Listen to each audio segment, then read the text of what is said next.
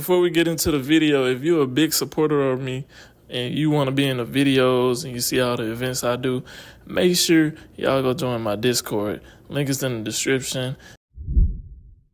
Welcome to part 3 of taking out my braids and answering questions on how being gifted a BBL at 16 ruined my life. Okay, so I'm about to go into my appointment, but I was finishing editing part 3, and as you can see, I got my braids out finally, but there's a couple of things that I wanted to say that I noticed while I was editing. First of all, I can tell a ton of people think that I'm saying that my life was ruined and I was left disabled by the BBL, and that's not the case. It was by the addiction that came with starting plastic surgery so young. Second, just a disclaimer, you probably want to watch this one in 2x speed because this is like a 10-minute video compared to the other 2 parts. Third disclaimer is the original BBL, yes, it was a gift, but every surgery that I have had after that, I have paid for myself. So that's all money that I have spent myself. Third disclaimer, people are saying I look older than my age. I think that that is also a result of the plastic surgery addiction. I feel strongly that once I got the buccal fat removal and the rhinoplasty, that it aged me a lot. So those are my disclaimers. Enjoy. The initial surgery, the BBL, went really good. I did not have any complications with the recovery. It actually looked really good. You can see my before and afters in the last video. But I was getting constant compliments from those around me. I went viral on social media after. My head was blown up, to say the least. My head was blown up. So then I started just standing in front of the mirror and I'm like, what could I fix? Like, what else could I alter? Like, if I just tweak this, what else would, you know? Like, ooh. And I was also in a super unhealthy relationship at the time. Like, I had just gotten into a super unhealthy relationship immediately post-op. And he would constantly tell me, like, hey, if you just tweaked this, you would be perfect. If you just tweaked that, you would be perfect. You'd be the definition of perfect if you just got filler here, if you just got your jaw done. So that took a huge mental toll on me too. So out of all the 3 parts, this is going to be the most personal, the most vulnerable, and That's crazy. Because I've never spoken on exactly what surgeries I've had. So I'm not sharing this for any sort of opinions in the comments. I'm sharing it strictly to help young girls. Y'all, if y'all, the boys, the dudes that's watching this, if y'all got a girl, bro, y'all letting y'all girl do plastic surgery and getting the BBL and stuff. I really don't. Honestly, I feel like girls don't need it, but now these days, bro, I feel like every girl thinks that they have to do something to achieve a look that they want. Because a lot of girls are insecure and they don't like how their body looks, so they be wanting to, like, mold that mug up for real. Like, but all in all, bro, I ain't gotta get no BBLs, bro. It's gonna end up, you gonna end up either, like, addicted to it, like she said, or, like, I don't know. It's just, I feel like it's just got, like, a lot to do with longevity. It'll be bad for your health, for real. So, I'm not against it, but I feel like you can definitely just go off your original looks, bro. Not end up in the same situation as me. To raise awareness and to hopefully stop somebody else from making the same decisions that I made. I am now 22, and since getting my first surgery at BBL, I have now had a rhinoplasty, buccal fat removal, I've had armpit lipo, I have had my breasts done, I've had a breast augmentation, I have had a hip and butt augmentation, and that is the specific surgery that absolutely destroyed me. So in 2022, I started noticing that a lot of my BBL fat had dissolved or died. It didn't survive, I guess. So I wanted a second round of BBL. I didn't want to gain the weight to do it, so I started exploring my other options. Okay, so I stumbled across implants. Oh, if I could go back in time. If I could go back in time. I end up spending... So implants are not good. Close to $40,000 on custom hip implants and butt implants. I immediately after surgery, I knew something was wrong. I knew. I could feel it. I had to have a nurse come stay with me for about a week because I was fainting from the pain. Even taking the pain medication, I was fainting from the pain. So I never fully healed in my hips. I have no feeling in my hips almost 18 hours a day. It feels like my hips are asleep.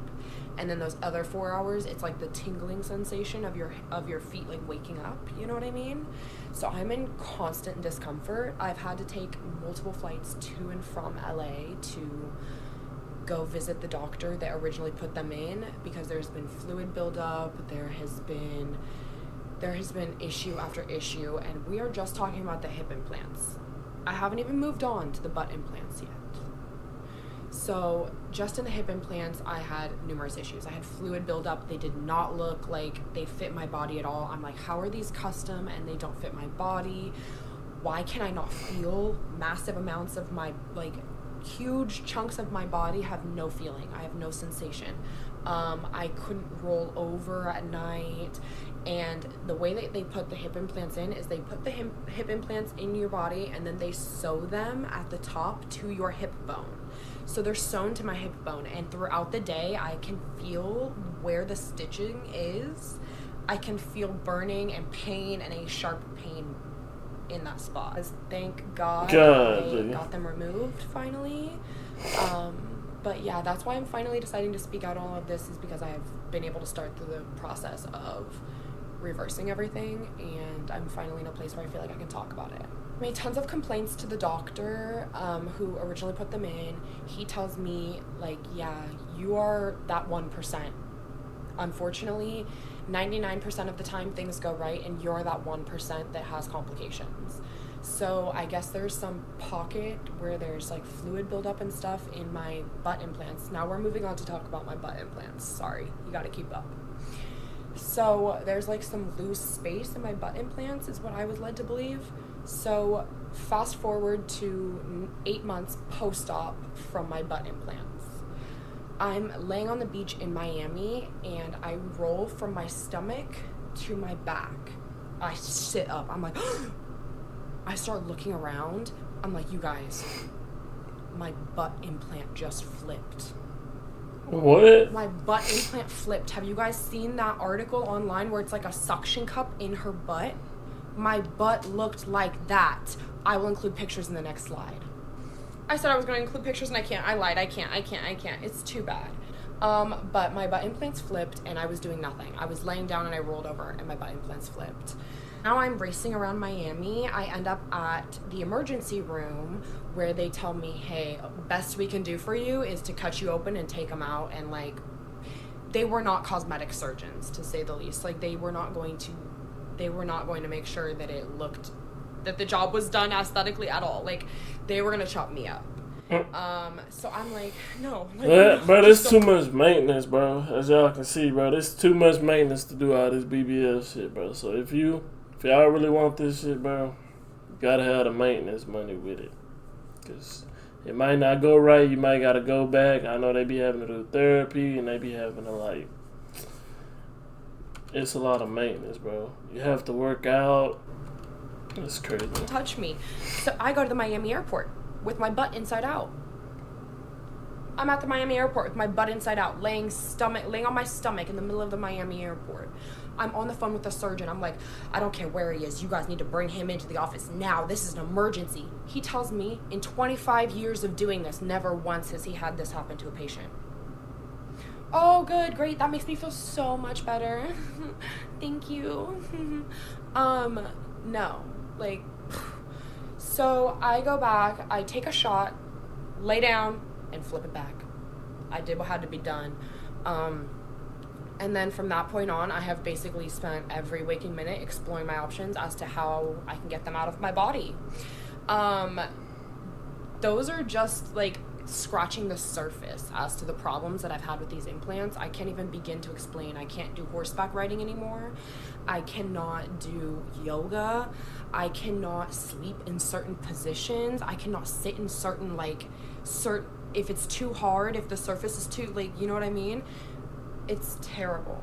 I reached out to the surgeon who put them in to try and get them removed, and he tells me, first he says, well, I'm not gonna apologize. That's crazy. This is his response to me saying, my implants flipped in the middle of the beach. Well, I'm not gonna apologize, which I understand, an apology is an admission of guilt to surgeons, but I mean, come on, dude. And then he proceeds to quote me almost $10,000 more than I paid to get them in for the removal. He gives me this quote to get them removed that's more than I paid to put them in, after he just admitted that I'm that 1%, that he's never had this happen before, and now you're telling me. I was mind blown. I hope that answers questions as to what I meant in the original video by plastic surgery ruined my life. It basically caused an addiction to surgery that led me to getting so many unnecessary surgeries that left me, I feel, disabled. I can't do all of the basic things that I used to be able to do, like I said, without risking extreme pain, extreme discomfort, or causing damage to the implants. I do a video with pictures talking more about the implants specifically, with receipts, pictures, and more of an explanation on the implants specifically. But that is it for all the questions in relation to my original video. If you guys have any more questions, leave them down in the comments, and I can definitely do more parts to this series. Welcome to part 2. That is crazy, bro. Let me see. They saying in the comments, y'all.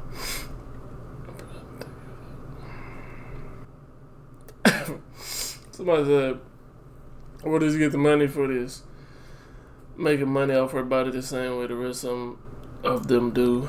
And then she says, the fact that you came from Twitter where I gave you access to this and came just to be hateful, find a different way to spend your time, silly boy.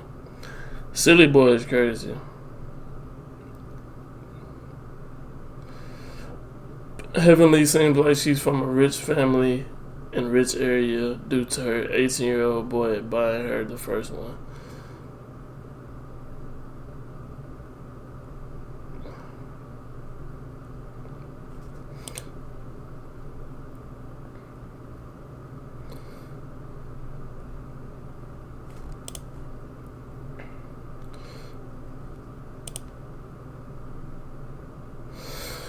Alright, so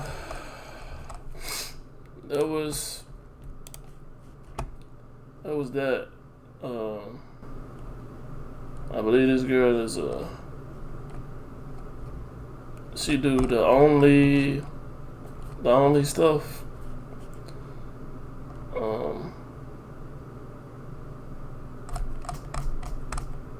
Yeah.